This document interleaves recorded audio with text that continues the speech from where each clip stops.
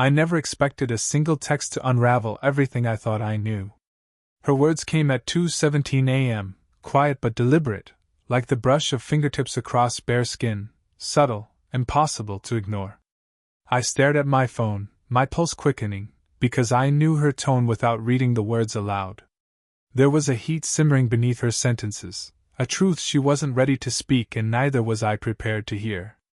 In that instant, the apartment felt smaller, the shadows deeper, as if the night itself were conspiring to trap us in this moment of unspoken tension. She had always been careful, always measured, but now, with each ping of my screen, her restraint wavered.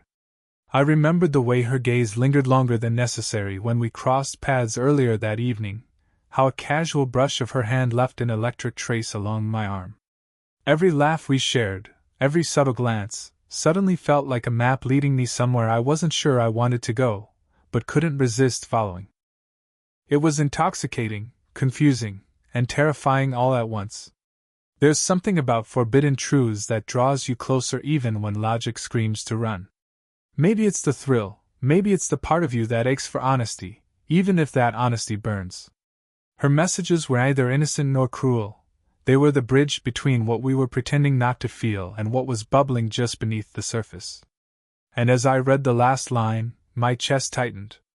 A revelation hung in the air, delicate yet dangerous, teasing a story that could not be unlearned, a story I was suddenly desperate to understand. The night pressed in around me, heavy with anticipation, as if it too was waiting. I felt her presence without her being there, a charged tension that refused to be ignored. One wrong word, one careless move, and the fragile illusion would shatter, leaving nothing but raw, unguarded truth. My fingers hovered over the reply button, and for a moment, I realized that some things, some people, cannot be contained. And in that pause, I knew everything was about to change. I didn't send a reply. My thumb hovered over the screen as her messages glowed softly in the dark, a heartbeat that wasn't mine but made my own pulse falter. The silence between us stretched, thick with everything we weren't saying, everything that clung to our gazes whenever we met. When I finally looked up, she was there, standing in the doorway like she belonged in my apartment, though I knew neither of us was ready to admit how much we wanted this. Her eyes met mine, steady, searching, and something unspoken passed between us. I could feel it in the curl of her smile, the way she shifted, careful but unavoidably close. My chest tightened, caught between desire and restraint. It was a fragile dance, one step too far, and the moment could shatter. And yet, every accidental brush of her hand against mine, every quiet exhale, pulled me closer to a line I wasn't sure I wanted to cross. We moved around each other in that small space, either retreating, either advancing, caught in a gravity that had nothing to do with logic. Her laugh, soft and unguarded, grazed the air between us, and I realized it was the same laugh that had lingered in my mind all week. Words were useless here. Even our conversation seemed to float around the edges of what mattered. A sigh escaped her, almost inaudible, and I felt it in my bones.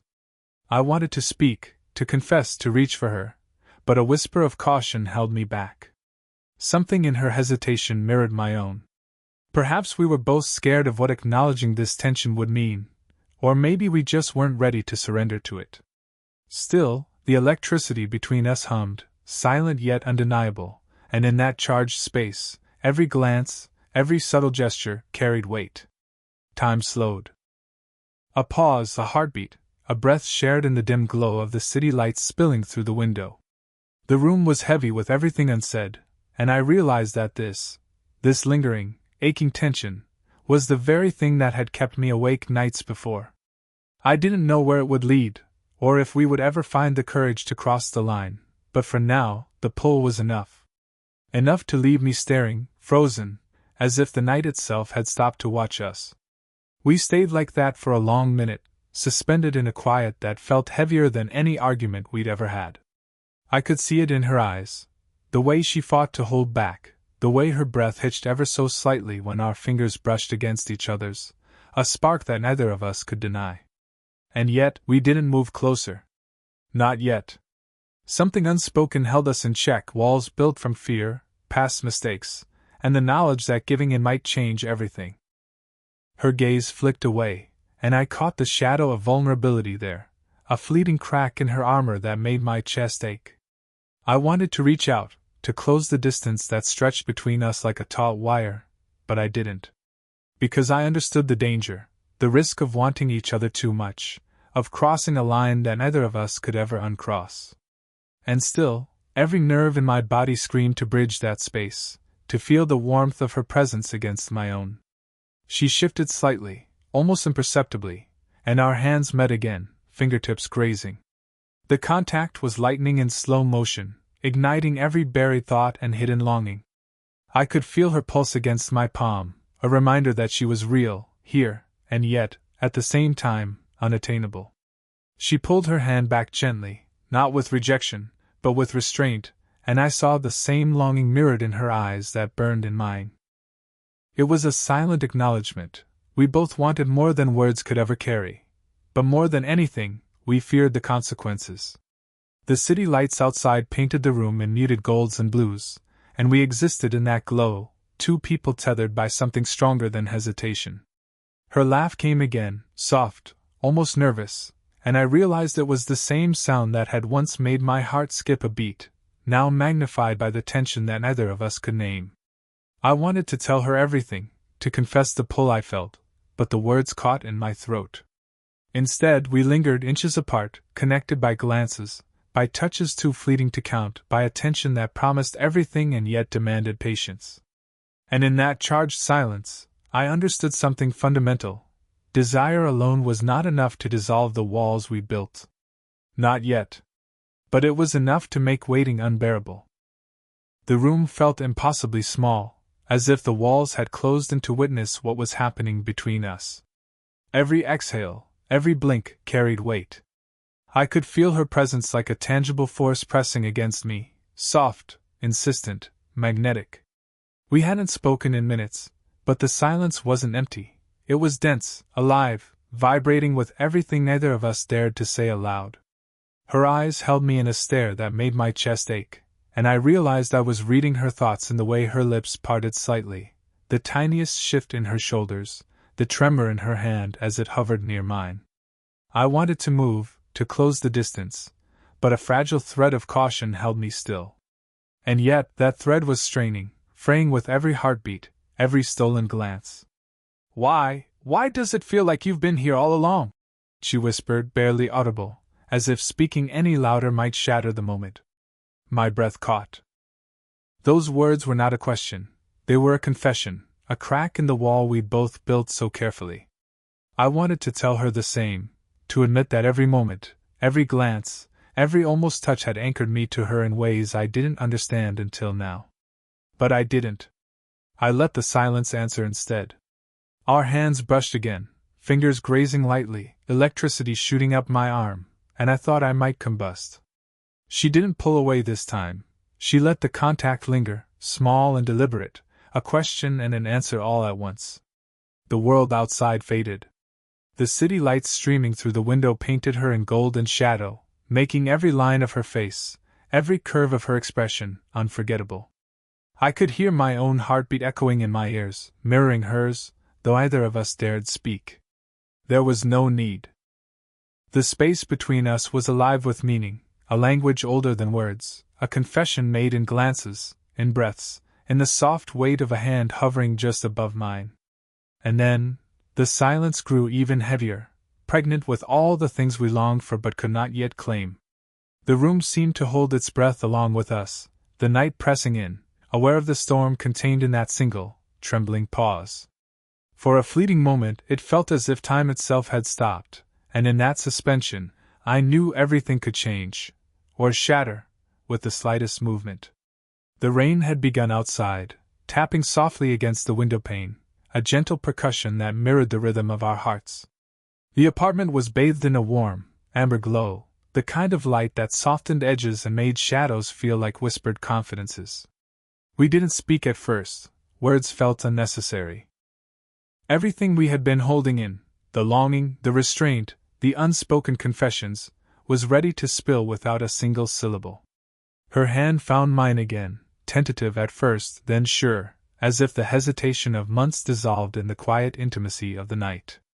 The brush of her fingers against mine was electric, a language older than speech, a conversation written in touch. I felt her breath melt into mine, soft, warm, a promise and a surrender all at once. The space between us vanished in the golden haze of the room, leaving only the weight of everything we had denied ourselves for too long.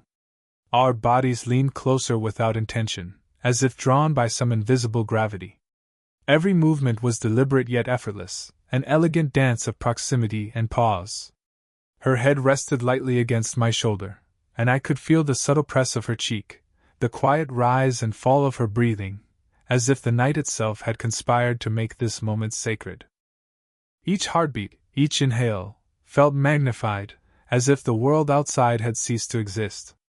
"I've been waiting for this, for you," she murmured, her voice a soft exhale against the warmth of my neck. I could hear the sincerity in the tremor of her words, the vulnerability that had been buried beneath walls we built for each other. My response was silent. Our bodies spoke in ways words never could. Fingers traced patterns on skin, arms encircled, and every glance was a confession, every touch a revelation. Outside, the rain's rhythm grew stronger, tapping against the windows like a pulse that mirrored our own. It framed the moment perfectly, a private universe suspended in sound and shadow.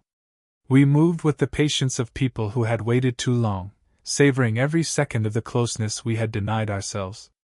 There was no rush, no urgency, only the slow, breathtaking awareness of each other, the electricity of connection, the intimacy that spoke louder than speech.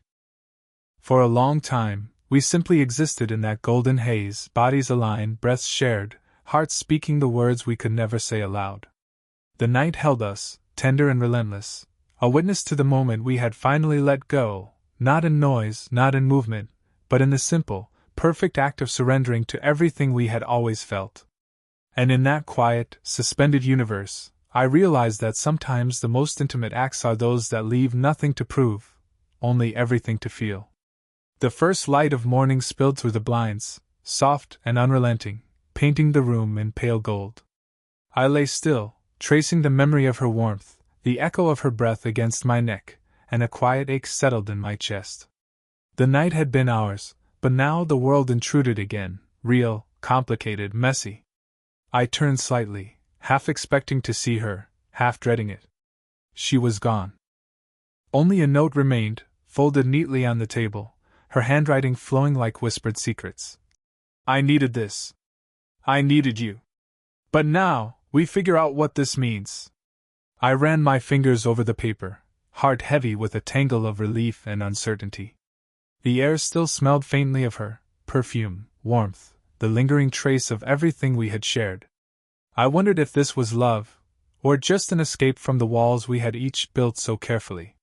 My mind traced the night in fragments, the almost touch, the soft confession, the rain drumming against the glass. It was intimate, sacred, undeniable, and yet it had left questions hanging in the room, as if the night itself had asked us to decide what comes next. A soft knock at the door broke the silence, startling me. Not her. Not yet. But it was enough to remind me that the world beyond this apartment still existed, pressing against the bubble we had created.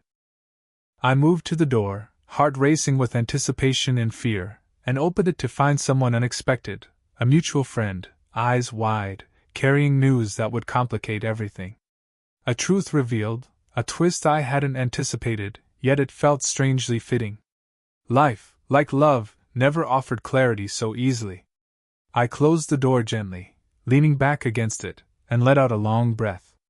The connection between us hadn't dissolved overnight. If anything, it had deepened. In the quiet aftermath, I understood that intimacy was never just about the night. It was about what lingered afterward, about the weight of presence and absence, about the tension between desire and restraint. I folded the note carefully, placing it in my pocket, a talisman against the uncertainty ahead. The morning light felt less harsh now, softened by memory, by the knowledge that whatever came next, we had crossed a line we could never uncross, and in that crossing, something essential had changed. Something real. Something neither of us could deny. The city had quieted, the rain long gone, leaving only the soft hum of morning traffic below. She returned later that day, hesitant but smiling, carrying the same vulnerability that had drawn me in from the start. We didn't speak at first. Words felt unnecessary. Instead, we shared a glance that said everything: recognition, forgiveness, and a promise that went beyond declarations. I reached out slowly, and she didn't pull away. Our hands met, fingers entwining naturally, and in that simple touch, the tension of the past nights began to dissolve. We leaned into each other, foreheads resting together, breaths mingling, hearts learning to slow in tandem. There was a quiet peace in that closeness, a surrender not to desire but to understanding. This was more than passion. It was a choice, a willingness to embrace what had always been hovering just beneath the surface. We walked through the apartment slowly, laughing softly at small, meaningless things, finding comfort in the ordinary after so many nights of extraordinary tension.